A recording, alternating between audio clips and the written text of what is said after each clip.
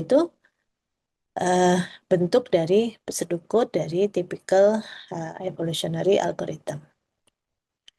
Nah, apa saja jenis evolutionary algorithm yang berbeda? Secara historis, tipikal dari IE yang berbeda telah dikaitkan dengan representasi yang berbeda. Jadi, dilihat dari representasinya ya. Representasinya ada 4 di sini. Yang pertama adalah berbentuk binary atau binary string. Itu eh, masuk salah satunya contohnya adalah genetic algorithm. Atau bentuknya vektor real value ya. Vektor real value itu bentuknya vektor ya, vektor nilai-nilai real ya. Itu evolution evolution strategi. Kemudian ada finite state machine ya, FA. Itu kita pakai bentuknya kalau uh, finite state machine itu masuk menjadi evolutionary programming nanti ya. Itu termasuk dalam evolutionary programming. Kemudian ada eh, LISP, LISP trees ini LISP ini sebuah bahasa bahasa zaman dulu yaitu yang berhubungan dengan language ya, dengan mirip seperti yang kita pakai di kecerdasan artifisial ya. Trees ya, bentuknya pohon ya, bentuknya pohon itu adalah genetic programming. Dipakai jenisnya adalah genetic programming. Nah, perbedaan ini sebagian besar tidak terlalu relevan ya. Artinya tetap strategi terbaiknya adalah kita memilih representasi yang sesuai dengan masalah. Jadi, kapan kita menggunakan genetic algorithm, kapan kita menggunakan evolution strategies, atau menggunakan evolutionary programming, atau menggunakan genetic programming, itu tergantung pada representasi yang data yang kita miliki ya. Nah, kemudian juga eh, kita juga harus memilih operator yang sesuai dengan representasi yang kita pakai. Nah, operator seleksi ini hanya menggunakan fitness dan tidak bergantung pada representasi. Oke, baik. Tadi kita berbicara mengenai representasi ya. Nah, sekarang eh, kita membahas sedikit lebih dalam mengenai representasi. Kita ingat kembali di pertemuan sebelumnya bahwa kita mengenal ada namanya phenotype. Nah, phenotype ini itu sebenarnya berisi itu adalah solusi kandidat atau individu.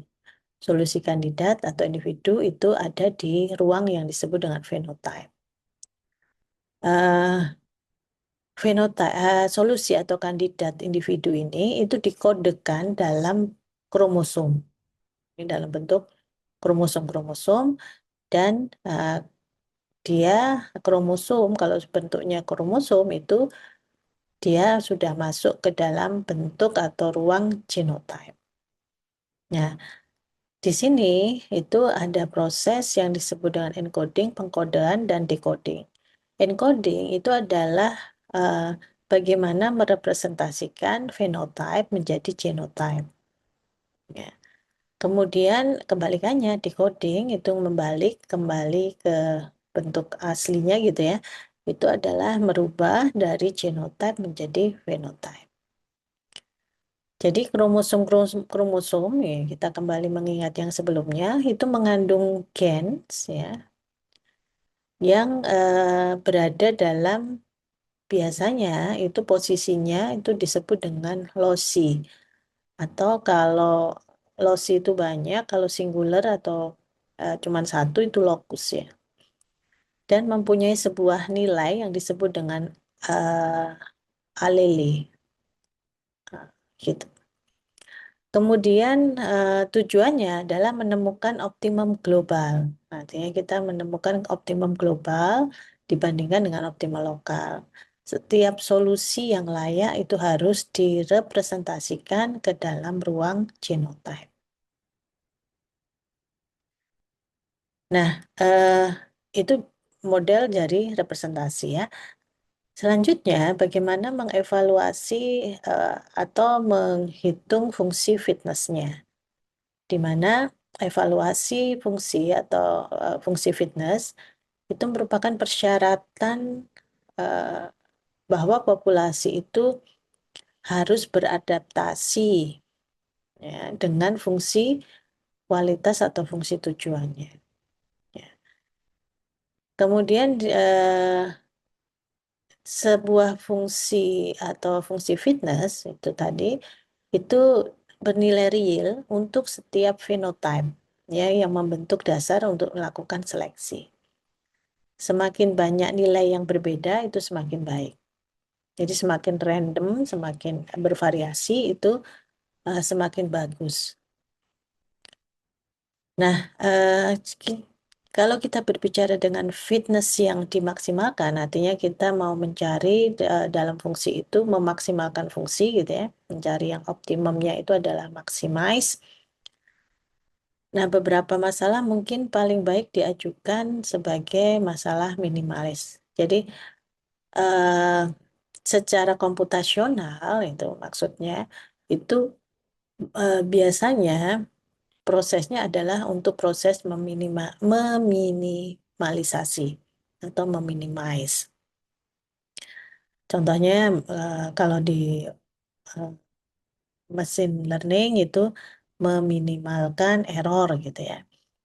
Nah, sehingga kalau kita eh, problemnya adalah problem untuk memaksimalkan, maka biasanya fungsinya itu dibalik, ya, dikonversi menjadi minimalis, fungsinya kemudian dibalik. Ya, itu ya.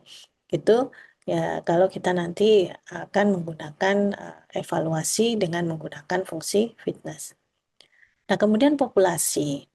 Populasi sendiri ini memegang solusi yang mungkin atau mewakili solusi yang mungkin.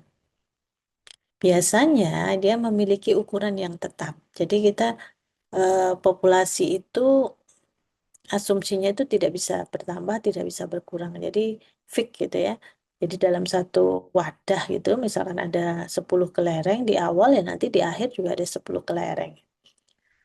Nah, di mana dia merupakan multiset jadi genotype. Jadi isinya itu berbagai macam himpunan dari genotype.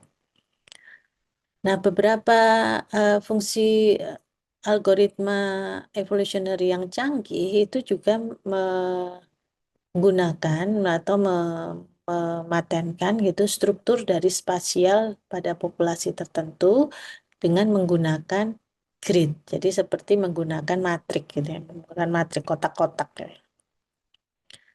Kemudian operator seleksi itu biasanya mempertimbangkan seluruh populasi. Jadi operator yang kita terapkan pada proses seleksi itu akan me- menghitung gitu ya, atau memperhatikan seluruh populasi, yaitu probabilitas dari reproduksi relatif terhadap generasi saat ini. Diversity atau keanekaragaman populasi itu mengacu pada jumlah fenotype, fitness atau fenotype atau genotype yang berbeda yang ada di dalam populasi.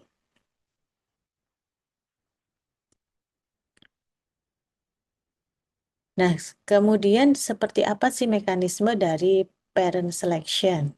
Ya, mekanisme dari parent selection itu adalah yang pertama, parent selection ini menetapkan probabilitas dari variabel individu. Jadi setiap individu itu dihitung probabilitasnya untuk melihat kemungkinan dia bertindak sebagai orang tua.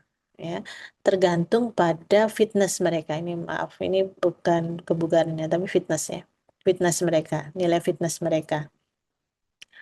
Nah, kemudian biasanya itu menggunakan teori probabilistik ya. Jadi bentuknya adalah probabilistik, nilainya 0 sampai dengan 100%.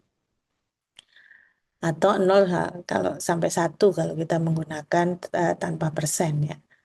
Di mana solusi yang berkualitas tinggi ini lebih mungkin untuk menjadi orang tua daripada yang kualitasnya rendah. Meskipun itu tidak ada jaminan yang pasti ya. Kemudian bahkan yang terburuk dalam populasi saat ini biasanya bisa jadi nanti kemungkinan itu juga akan bisa menjadi orang tua.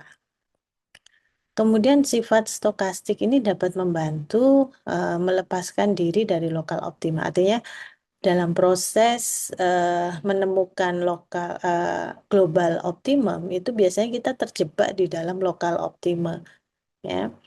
Sehingga dengan menggunakan teori stokastik ini, stokastik itu probabilistik, itu dia bisa membantu kita tidak terjebak di dalam lokal optima.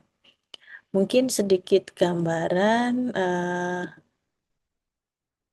kalau kita nyatakan sebuah fungsi itu permasalahan itu dalam bentuk fungsi dua dimensi, di mana hmm,